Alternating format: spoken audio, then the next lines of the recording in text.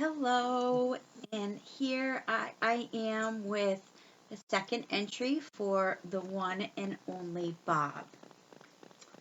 So this chapter's titled I'm Yours. Let me tell you about being man's best friend. Being man's best friend can mean a lot of things. Companionship, belly rubs, tennis balls. But it can also mean a dark, endless highway and an open truck window.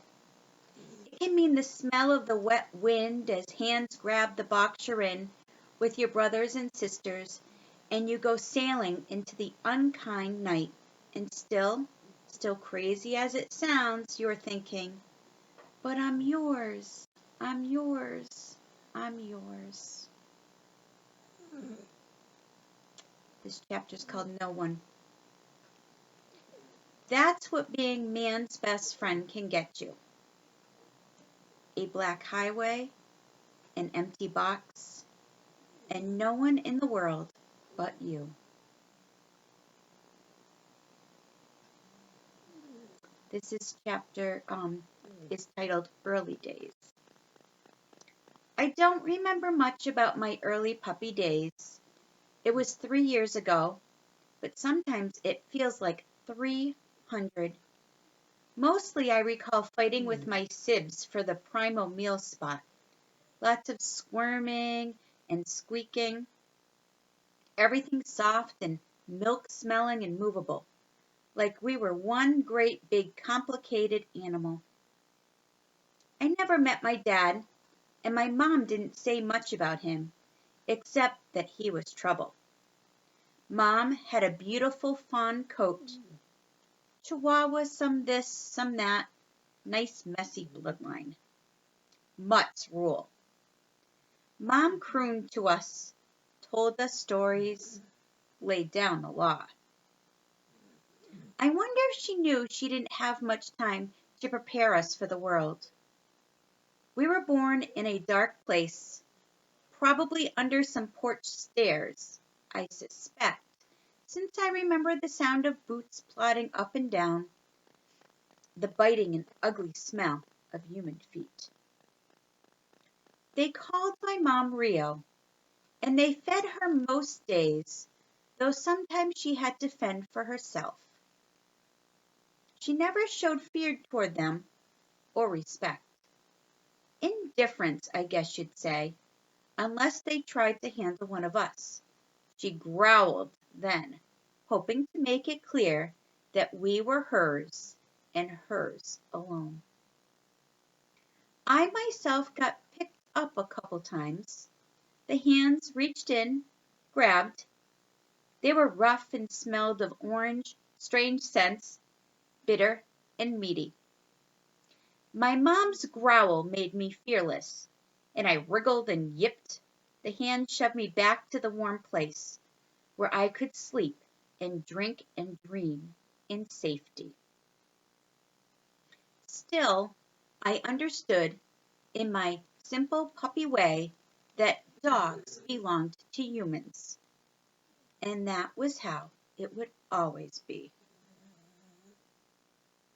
This chapter is titled Boss. My mom wasn't much for names. She'd had a lot of litters. I guess she'd run out of ideas. My brother, first, was Natch, the firstborn. Runt, my youngest brother, was the last. Dot had a little spot on his back, and Yip was always complaining. I was Rowdy, goes without saying, and that left my oldest sister.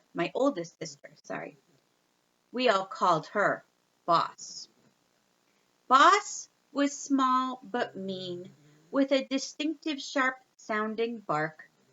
She could outmaneuver any of us to the best spot for dining. I admire her grit, even if she did get on my nerves. When we got a bit older, less blind, more cocky, I fought her off occasionally, but mostly Boss won. She was fearless, that pup. This chapter is called Alone. The truck happened without warning one night. They threw us in a box, left my mom behind.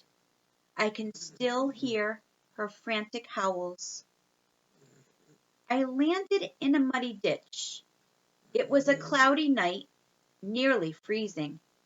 Even the moon had abandoned me. And the smells! Everything so wild and unknown. Animals with big jaws and bigger appetites. Birds that swooped in to kill. Death and life all mixed up together. I searched for my siblings until the truth became clear. I was utterly alone. This chapter is titled Cars. The next morning I began my slow journey, moving through the tall, wet grass, my limbs stiff from the cold. Now and then I'd drink from a mud puddle or gnaw on some grass. By evening I was wobbly with hunger and thirst. I followed the highway.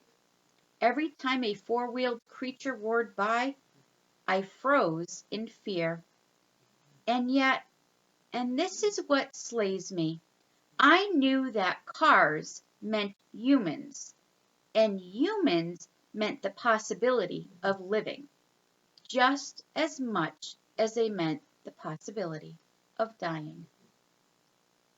This chapter is called The Owl. Darkness had fallen when it came out of nowhere. The owl. A shadow in a shadow. They don't make a sound, you know, not a sound. It's quite impressive when you think about it. And they show you a picture, I don't know if you can see it, of an owl swooping in. This chapter is called Luck.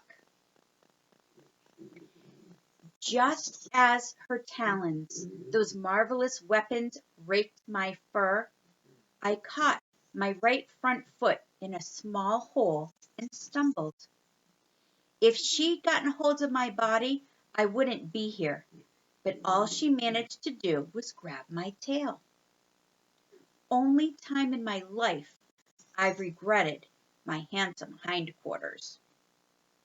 I was airborne, hanging upside down, dizzy and dazed, and just crazy enough to think, hey, I'm actually flying, before the terror hit full force. I caught a whiff of other animals below.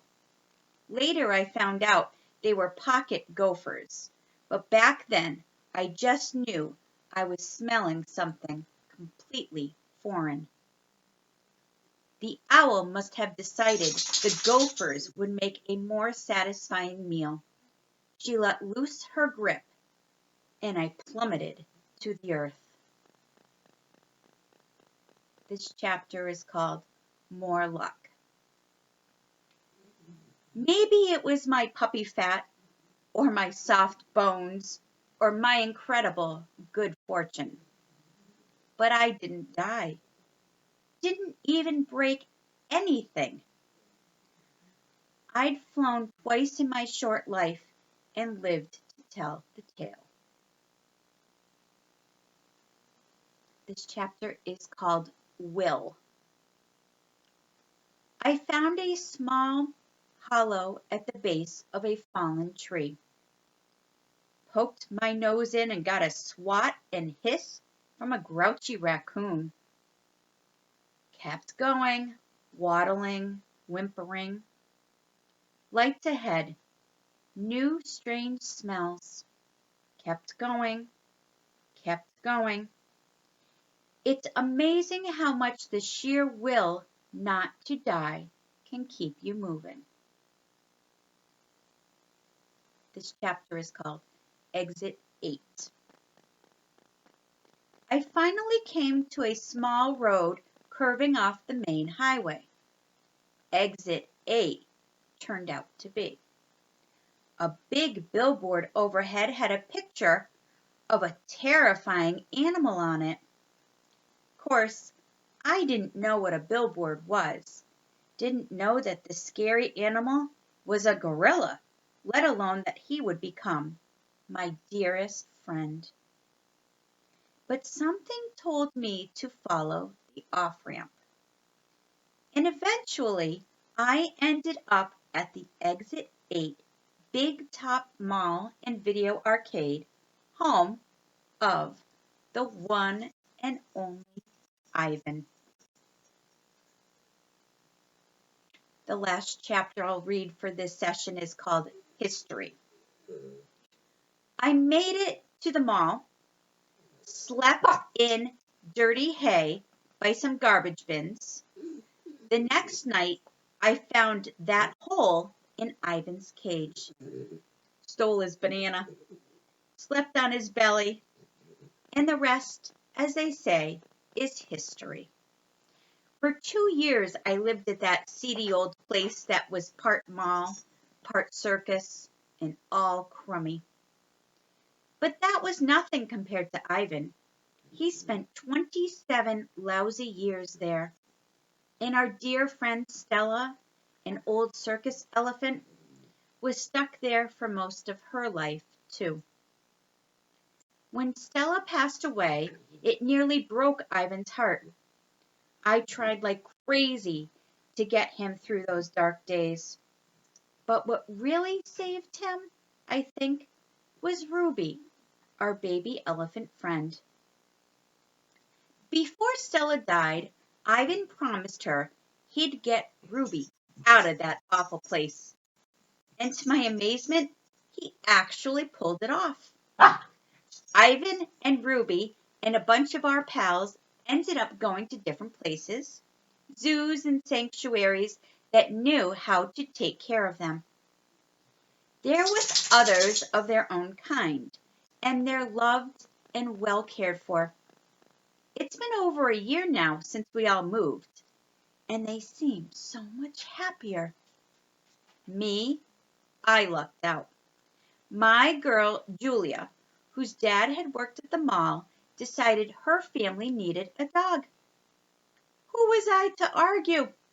2 square meals, my own bed, all the belly rubs I could beg for.